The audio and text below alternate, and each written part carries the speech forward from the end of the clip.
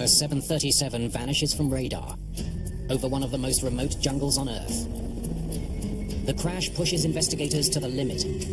On the first day, we had 8 snake bites, 3 broken legs, and 1 cardiac arrest. It's the worst accident in the history of Panama. Commercial aircraft just don't fall out of the sky. Dark theories emerge. Drug-running airplanes out there. What about a bomb? They saw a big ball of fire. It was highly suspicious. An entire nation is demanding answers. With this massive spread of parts that made no logical sense. Copa 201. Only one stunning conclusion can explain it. It was a big surprise to everybody. Come on, I swear got there.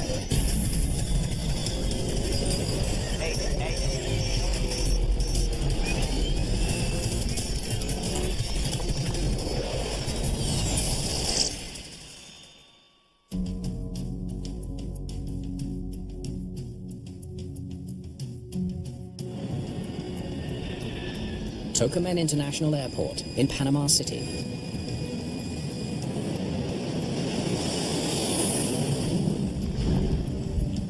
V1. Copa Airlines Flight 201 takes off for a short flight to Cali, Colombia. Rotate.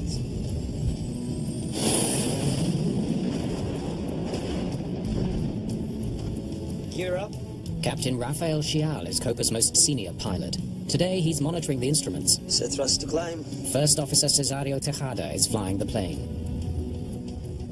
40 passengers are on board, mostly business travelers heading home to Colombia. The flight usually takes about an hour. But tonight there's a hitch that could add some time. We've got some heavy weather moving in from the Gulf. Flight 201 is heading straight for a storm. In Panama, out over the water, 8 to 10 miles out, because the Gulf's there's a lot of convective activity and thunderstorms. The weather was unusually terrible. It was a storm, big storm. It looks like we're going to have to take the long way around. If you fly through a powerful thunderstorm, there's up and down drafts. You can overcome the airplane, so you don't fly through them. It looks clear to the east. The pilots need to find a way to fly around the bad weather. Agreed. I will let them know what we're doing. You look at the weather and you decide if you can do it. If you can't, you ask for a vector around the thunderstorms. Panama Center, Copa 201. We'd like to get around this weather, requesting a new heading for 090. Copa 201, copy that. You're cleared on a heading 090. Cleared, heading 090. Ladies and gentlemen, we're going to take a short detour to avoid some bumpy weather. It may delay our arrival in Cali. I will keep you posted. The new flight path will take the 737 east around the storm before heading south again to Cali.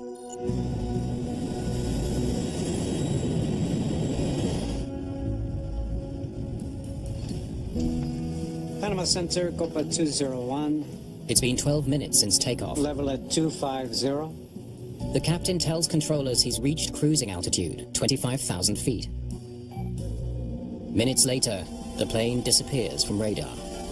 The controller tries the radio, but gets no response. If you're close to thunderstorms and in a lot of rain, there'll be static on the radio.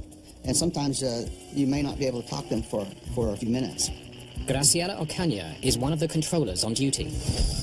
The flight was leaving Panama airspace, entering Colombia airspace. Hopefully it's just interference from the storm. When the signal disappeared in the radar, I was worried what happened. The plane's last known location was over Panama's remote Darien Gap. Their last radar return was here, over the Darien jungle. The plane has vanished over an almost impenetrable jungle. If Copa 201 crashed here, just getting to the crash site will be a huge struggle. Ocaña reports the missing flight to aviation authorities. Hey, have you had any radio contact with Copa 201? Then comes the news she's been dreading. Early in the morning, I received a call from a radio station in Darien. Any survivors? Witnesses on the ground have reported a terrifying sight. During the night, they saw a big ball of fire falling from the sky. We had to find out where the aircraft was and if there was anyone alive they could save. The next day, searchers make their way to the crash site. But all 47 people on board are dead. Even if it's one person, it's a big loss. And it's a plane full of passengers. It's really terrible. In Panama City, air crash investigators set up a command post at a local flight school. Panama's Deputy Director of Civil Aviation, Jorge Rodriguez, is under enormous pressure to figure out what happened. The loss of such a large aircraft has left his country in shock. At that time, it was the first big accident of air carrier of Panama. We lost 47 people on board, all dead. The bad weather leads to immediate speculation that the Copa pilots may have been overcome by a deadly storm. They reported a nasty weather in the Gulf of Panama at that time. How many weather that for this entire area?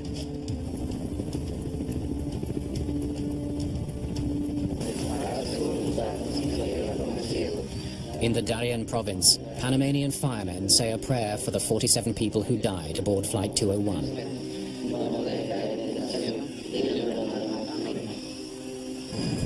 The search to understand why they died brings NTSB investigator Tom Houter to Panama City. There's a lot of pressure at the NTSB in all investigations to determine the cause of the accident. That's what we do. So certainly we want to know what happened, why, and we want to prevent another accident. That's our main mission. Tom Houter, NTSB. How you doing? But there is added pressure on Houter because of the type of plane involved in the tragedy, a Boeing 737. I'd really like to get a look at the rudder on this one. The rudder is a critical control surface in the tail that helps to turn the plane. The NTSB suspects a rudder failure caused the recent crash of another 737, United Airlines Flight 585. He had previously had an accident with a 737 in Colorado Springs. It was on approach when it suddenly rolled over and dove into the ground high speed, killing all aboard. A possible connection between the two crashes makes it critical to figure out what brought down Flight 201. Because that was an unsolved accident, we were very anxious to know, is there other evidence out there that would help us solve that case? If rudder failure brought down both flights, there could be a fatal flaw in every 737, the most popular commercial airliner in the sky. Passengers all over the world could be at risk. In Panama's Darien province, investigators begin the painstaking task of trying to find all the wreckage of Copa Flight 201. The dense vegetation makes it almost impossible to spot small pieces from the air. The team must search on foot with the help of local guides.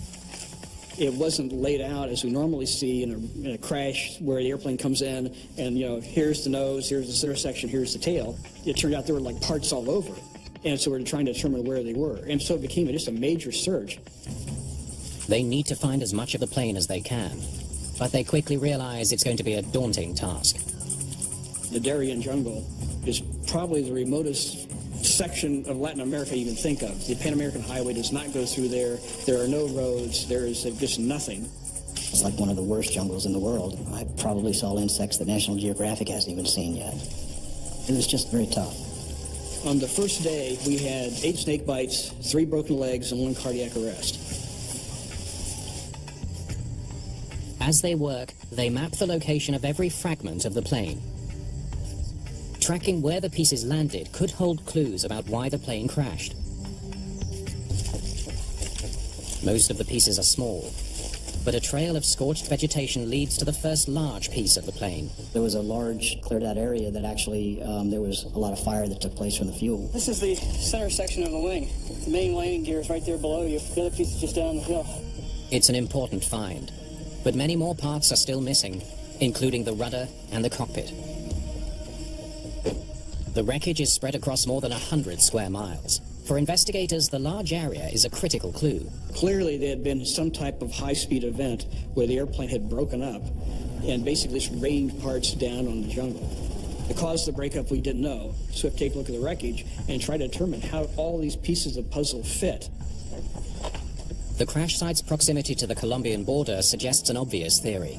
It's an arrow corridor for drugs. It's a busy one.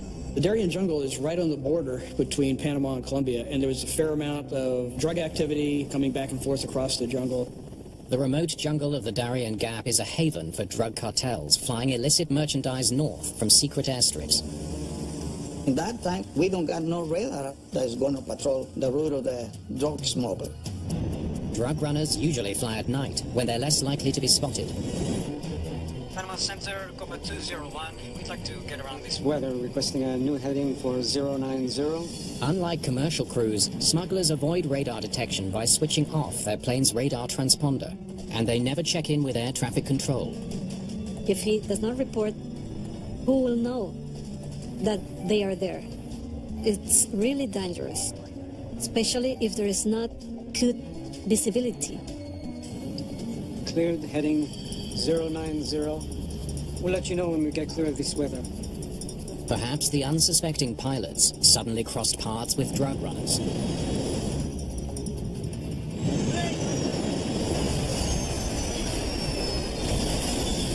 It would have been the last thing they ever saw.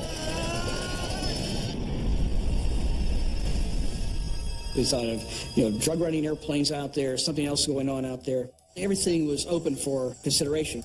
If Flight 201 did hit another aircraft, investigators should be able to find some trace of the second plane among the wreckage they're pulling from the jungle.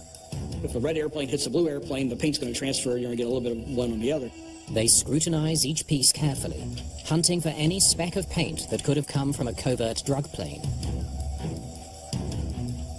But they come up empty. Even more telling, there's no wreckage that could have come from a second plane.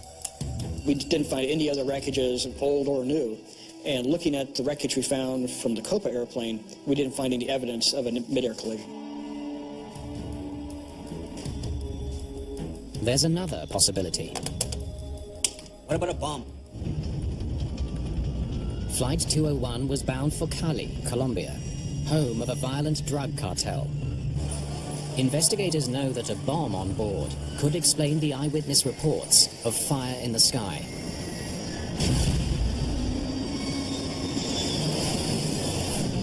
Certainly we're interested in the possibility of an explosion. We brought an FAA explosive expert with us. It's a possible bomb went off and caused the breakup of the airplanes. It's possible for something else. We needed to take a look at everything. Commercial aircraft just don't fall out of the sky. So those individuals putting the team together felt that it was highly suspicious and might be something in my area of expertise. Explosives expert Calvin Walbert begins his search for evidence of an onboard bomb. There's a tremendous amount of pressure because everybody wants that answer yesterday. He's looking for signature blast marks caused by the superheated gases from an explosion. There's indicators that you look for that will tell you that this is caused from an explosive event. It's not caused from just, a fire or fuel erupting or something like that. If there were a bomb, the telltale marks will most likely be found on metal debris. On something like aircraft aluminum, you would be looking for pitting and cratering, kind of like the surface of the moon. He carefully examines each piece. He finds burn marks, evidence of a fire, but there's no sign of an explosive detonation. The bomb theory is looking less likely, but it can't be ruled out completely until they carry out one final test. The dead are airlifted to Panama City, where the bodies will be x-rayed to check for embedded shrapnel. I'm looking for something that would be foreign to that human remains that is not part of the aircraft, that is not part of their personal effects, that it is something that would indicate that it was a bomb.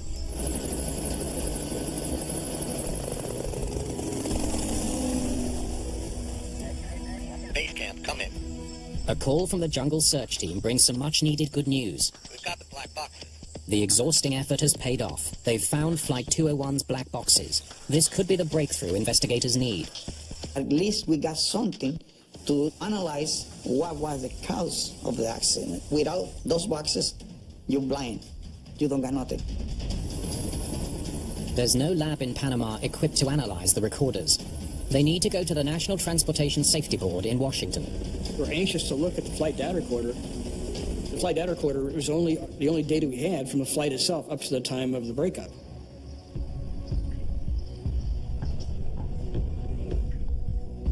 NTSB technicians work quickly to download the information stored on the two recorders.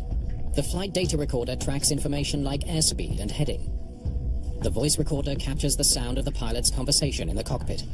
We were hoping with the cockpit voice recorder, we'd get more information in terms of what the crew was saying, what was happening right at the time of impact. The flight data recorder is in good condition. But the same can't be said for the voice recorder. It was a big surprise to everybody. Somehow the tape has snapped and come unspooled. My God, what a mess. The surprise was the tape was broke completely, like a black spaghetti. You just had a ball of Mylar tape. Investigators won't know what answers the tape holds unless they can somehow repair it.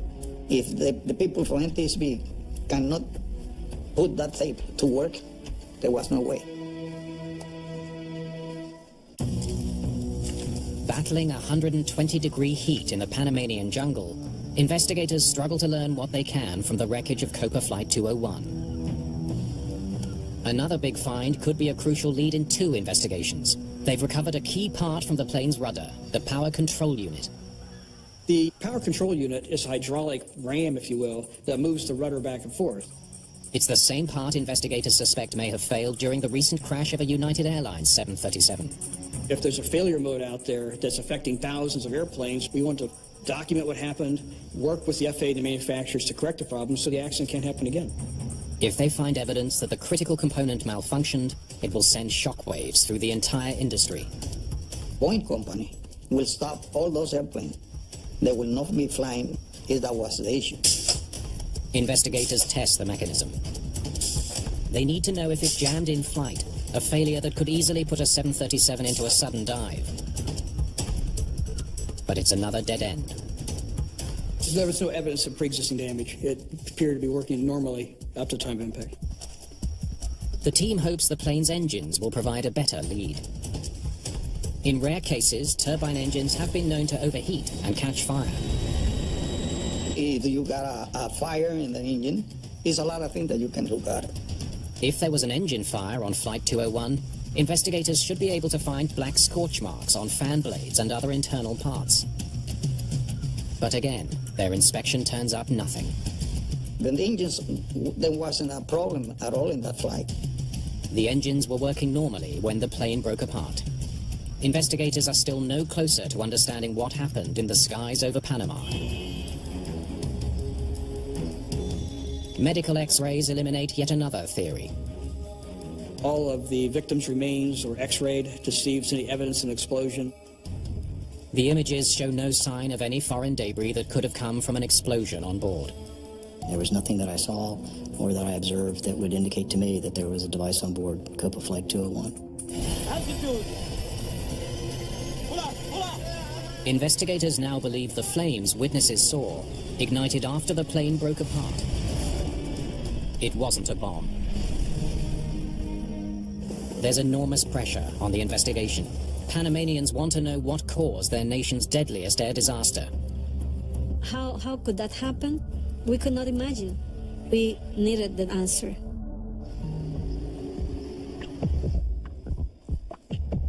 In Washington, there's renewed hope of finding answers in the cockpit voice recorder. Technicians have managed to repair the broken tape. Well, it took a lot of effort, but they slowly, found an end and straightened it out, rolled it back up, got it on a reel. Rodriguez can finally listen to the sounds captured in the cockpit. Copa 4129, you are cleared for takeoff.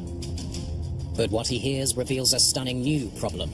Cleared for takeoff, 4129. Okay, here we go. The recording is not from Flight 201. It's from a flight days earlier. It seems that the tape was already broken when Flight 201 took off. The tape was broke about 7 days before that accident. And that was the reason that recorder wasn't working at all. It's very unusual that it does not operate. I flew the airplane for many years.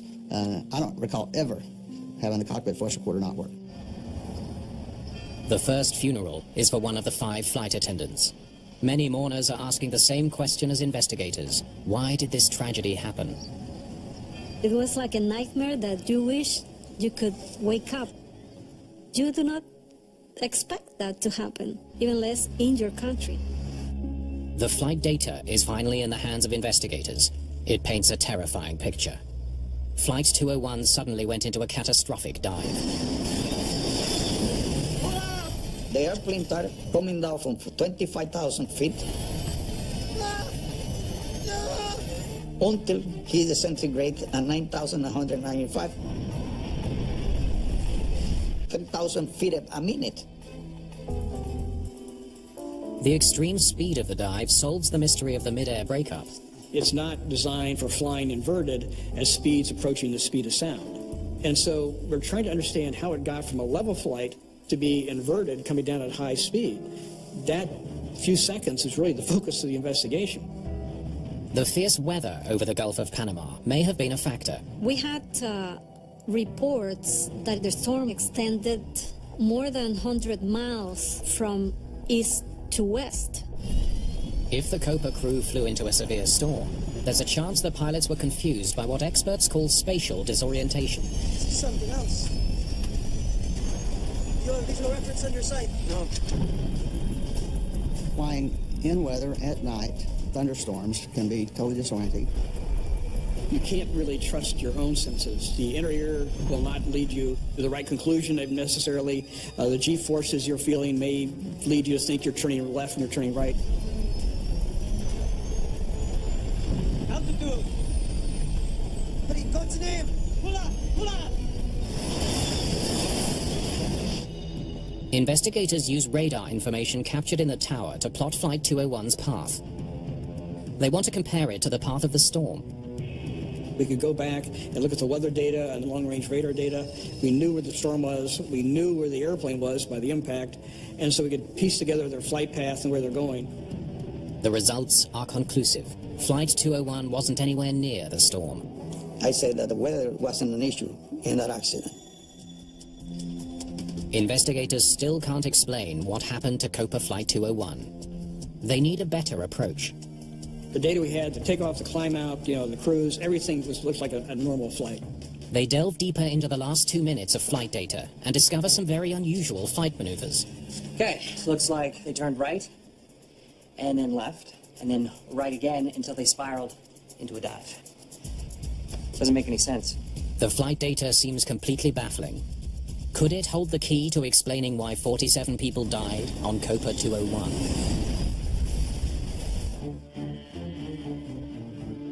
Investigators zero in on the final 2 minutes of Flight 201. Let's have a look at this thing. They create an animation of the flight data. That was normal? That was abrupt? Hoping it will shed some light on how the 737 could have made such strange maneuvers. Should be correcting, it's not correcting. Whoa, what the heck's going on? But it only adds to the mystery. We would start seeing the aircraft, roll over into a bank angle, then suddenly snap back to level or vice versa. The strange motion is unlike anything an airliner usually does during flight. Was trying to understand how can the airplane maneuver the way it's doing. And that was causing quite a bit of problems because we couldn't make it fit. The aircraft is normally flown very gentle, as if your grandmother's in the back and she does not like to fly because you're trying to make a happy customer and make them come back and fly with you again. Could the pilots have been incapacitated by drugs or a medical emergency?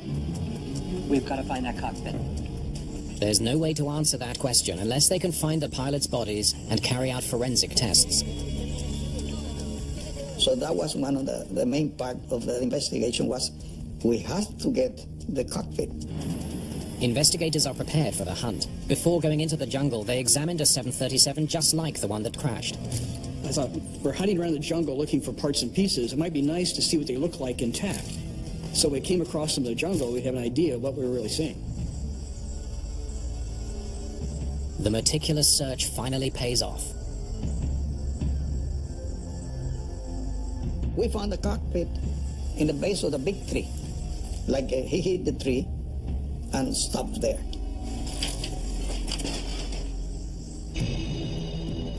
In Panama City, pathologists examined the bodies. During the autopsies, we found no evidence of the heart seizure at that time or any medical event with either of the pilots at the time of the impact. Toxicology tests also confirmed that neither pilot was impaired by drugs. there must be another explanation for the bizarre maneuvers. We're trying to understand what happened here that caused the upset. It was quite a mystery for a long time. With little else to go on, investigators focus on the cockpit debris. It provides some intriguing details about the last moments of the flight. We started to be able to piece together what may have been going on in the cockpit at the time this happened. The delicious food makes up for the long hours. First officer is flying the airplane. The captain is back from the controls. He's having his meal, and everything seems like a very normal flight when things started going wrong.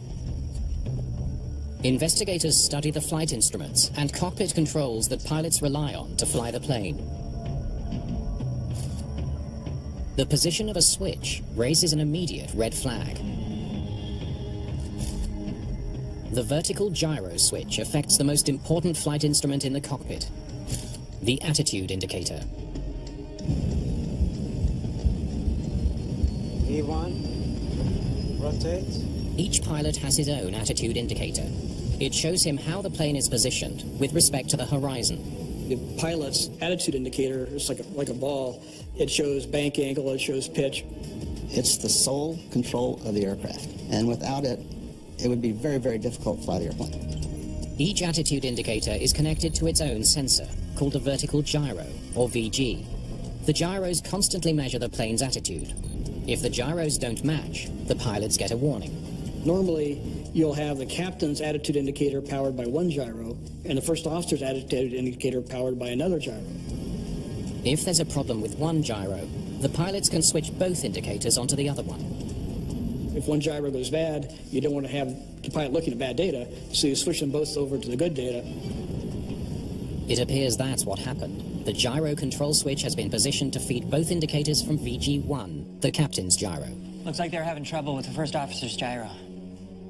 Both of them are reading data from the same gyro source, which makes you think that at some point, either it was selected that way or they didn't realize it was selected that way, but they're both feeding data from the same source, which is unusual. Investigators could be on the verge of an important breakthrough, but they won't know for sure until they can test the flight instruments for any kind of malfunction. We basically removed all the components from the cockpit and shipped those back to the U.S. for examination. This could be their last chance to understand what happened to Flight 201.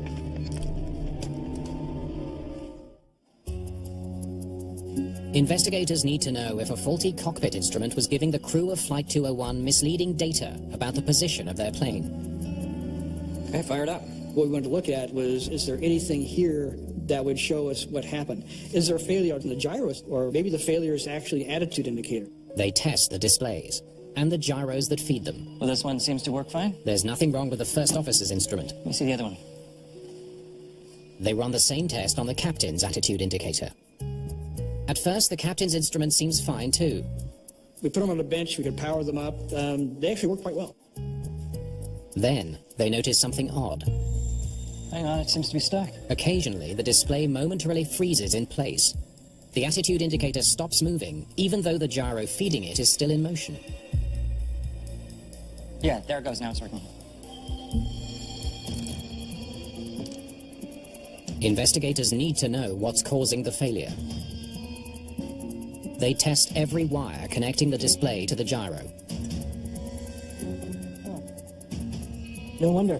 Finally, they find the culprit. This wire is hanging by a thread. We found basically a break in the wire. It was intermittent. It was close enough that sometimes it would touch and sometimes it wouldn't. The discovery gives new meaning to the bizarre rolling motion captured by the flight data recorder. The captain's instrument and the flight recorder are both fed by the same gyro.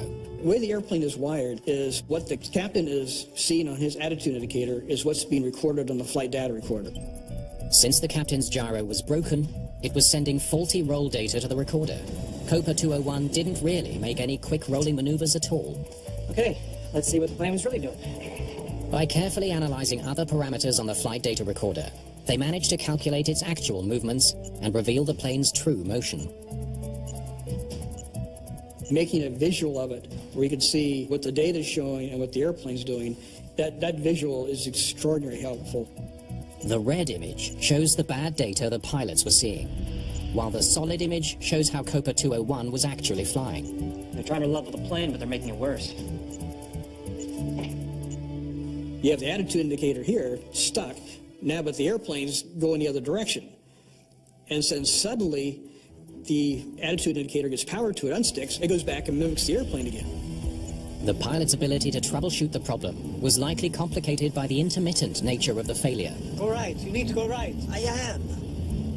What's it doing? If they're totally confused by their attitude indicator, they are making improper control inputs. When it sticks, the pilot's trying to correct that problem. And so he's trying to get the airplane level again, and what he doesn't realize that all he's doing is making the problem worse in the wrong direction. He's looking at an instrument providing bad data, and unfortunately, in the period of time, he lost control of the aircraft. The plane rolls so far to the right it becomes unrecoverable. Though the pilots don't know it, they're now falling from the sky. Once it got to this point, they didn't have a chance. But a puzzling question remains. It was the captain's gyro that failed in flight and started sending bad data. So why did the pilots select it? So the question is, why they believed the captain's gyro was the good one? Why was it switched to that position? Because of that mistake, both pilots were seeing the wrong information. The accident wouldn't have happened had they been on VG2. What could have led the pilots to make such a lethal error? You want to know how are they trained for unusual events? What's their level of skill? How would they handle unusual situations? Are they trained for gyro failures? Okay, let's start.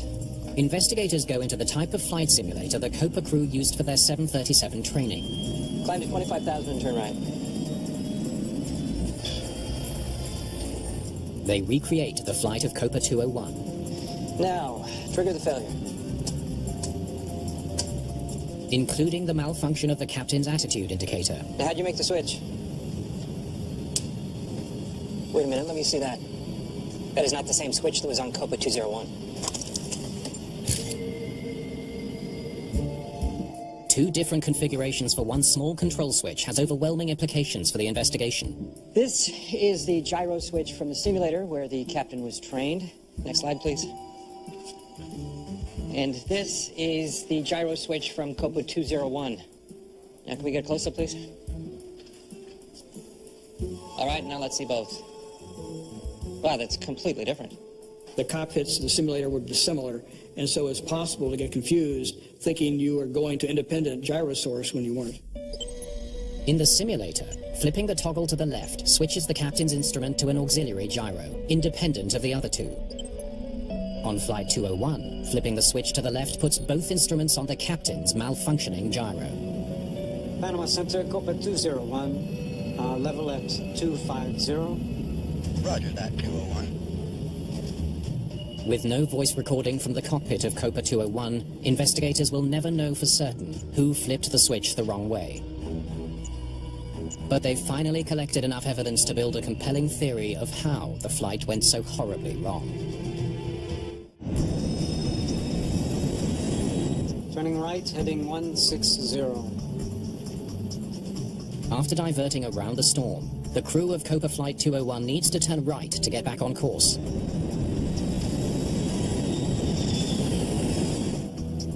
The delicious food makes up for the long hours.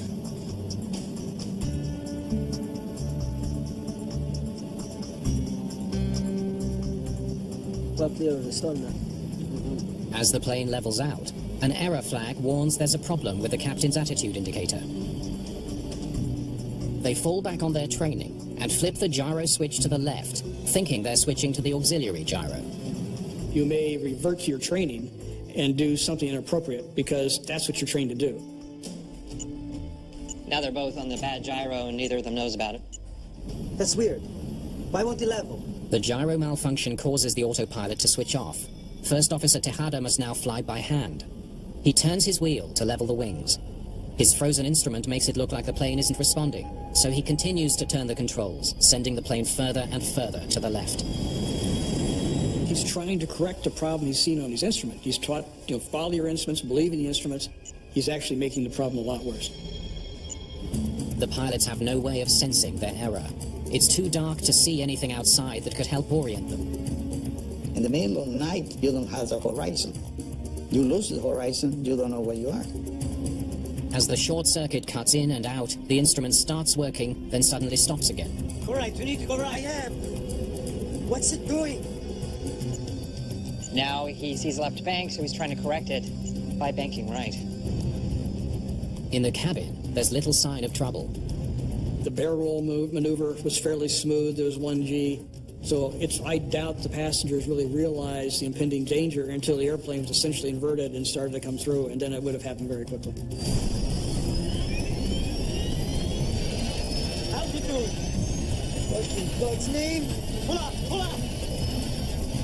In between the two pilots, there's a third standby attitude indicator, fed by its own independent gyro. By comparing the two main indicators to the standby, pilots can quickly determine which one of the main indicators is faulty. The standby attitude indicator should have given them the correct indication. Why the pilots didn't use the standby remains a mystery. Had they looked at the standby and it said there's something really wrong here, that just didn't happen. By the time the pilots realize they're in a dive, Left. I'm trying, Captain. it's too late. It'd be extraordinarily disconcerting. You've gone from a few degrees to the left to multiple degrees to the right. It was like, what's happening here? Once unusual attitudes get out of hand, they're much more difficult to recover from. This airplane got so nose low and at such a high speed, I can't imagine in the cockpit what was going on. In seconds, massive G-forces incapacitate passengers and crew. I think I have it, Captain. As the airplane gets faster, now components are being overstressed, and you'll start breaking off parts of the aircraft. In the dive, the airplane caught fire because of rupture of the tank and explode.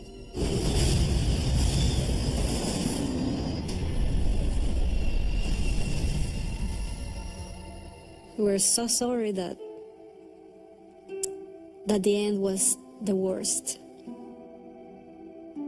It's the worst accident in the history of Panama, and I hope we never run through one again. Jorge Rodriguez spends months helping prepare the final report on Copa 201 for Panama's Civil Aviation Authority. It's very important that you analyze and find out what was the cause of the accident. Copa Airlines responds with a major overhaul of its fleet, standardizing the layout of cockpit controls. Their fleet is fully harmonized. It's a completely different airline than it was at that time. Copa also revamps pilot training to make sure its crews are prepared for any instrument malfunction. I flew 4.5 years with them, and their training is the best I've seen. I really respect them for that.